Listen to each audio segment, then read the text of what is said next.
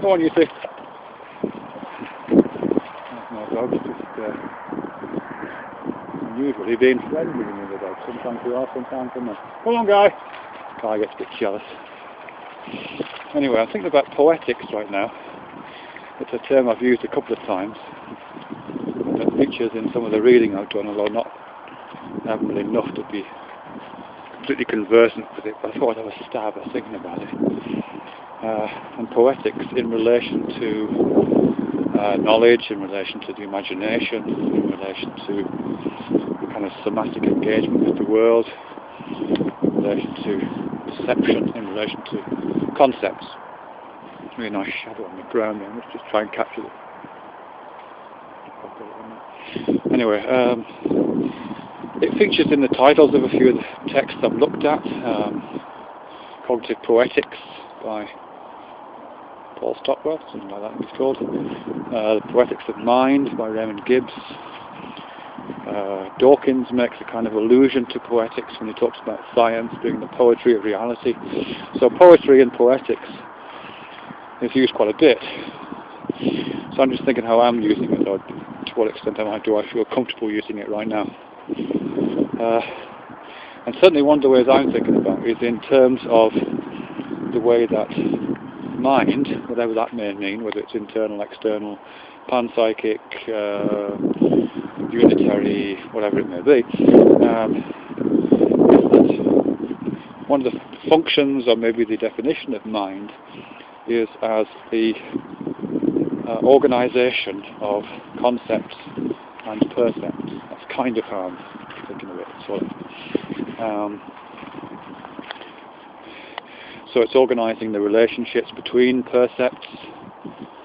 So I'm seeing a number of trees here, and they are being organised in space, but also organised in various taxonomies that I've got going for me. There's also organisation of concepts, so the various ideas, abstract or less abstract, that I have in my mind are also being organised, and the relationships between concepts and percepts, if a useful distinction can be made, is also going on there. So there's some kind of an organisational principle being enacted. Now I could give that organisational process a number of names. I could call it a choreography, for example. I could talk about it as if it's a kind of musical composition. And I think I have sort of read various quotations which have used those ideas. I could talk about it in terms of architecture, and again I've heard reference to kind of architectures of thought, kind of idea. And there's probably other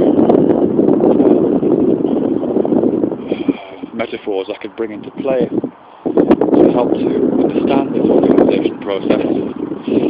But the trouble with all those is that they are very concrete metaphors, they're very distinct metaphors, and they come with all sorts of baggage and entailments.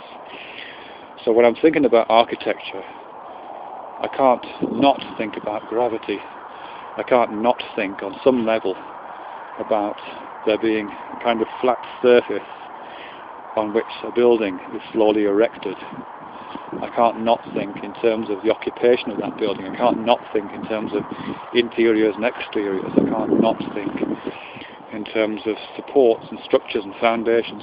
So there's all sorts of entailments to the architecture metaphor which I'm not sure I want to mobilise when I'm thinking about the structure of concepts and percepts.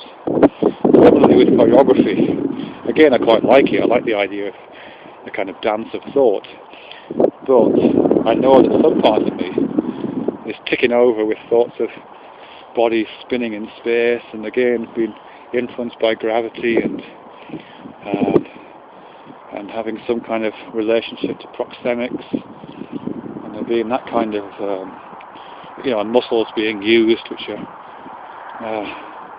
giving limits to the actions, all those kind of things again which are part and parcel of the metaphor.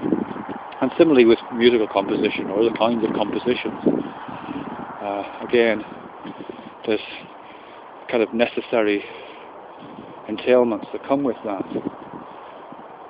And even things like machines, the kind of machine of thought, again brings with it entailments to do with levers and cogs and Newton's laws of motion, that kind of thing, and even if I was to even employ a kind of body metaphor, which is very common for the organisation of thought. Bodies come with huge amounts of entailments, in terms of what they're capable of, what they're limited by, how they operate. So all of those metaphors for the organisation of concepts and percepts have this great weight of external entailment, which isn't useful. So to go back to poetics, I think one of the reasons why poetics is perhaps used, and why I'm feeling slightly more comfortable about using the term poetics, is because poetics leaves that, it's still clearly a metaphor, but it leaves that bit open. Poetics is much closer to language and the idea of language, even though I know it doesn't just apply to language. It's much closer to the slightly intangible, slightly less easy to pin down set of organisations, and also much closer to the aesthetic.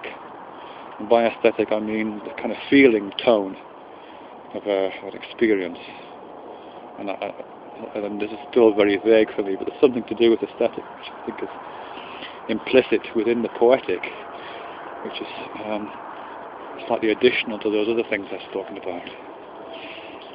So for those reasons I'm thinking about poetics, and I'm going to carry on reading about the poetics of mind, the poetics of thought, cognitive poetics, to see if I can find ways to supplement my admittedly very meagre understanding of the term so far.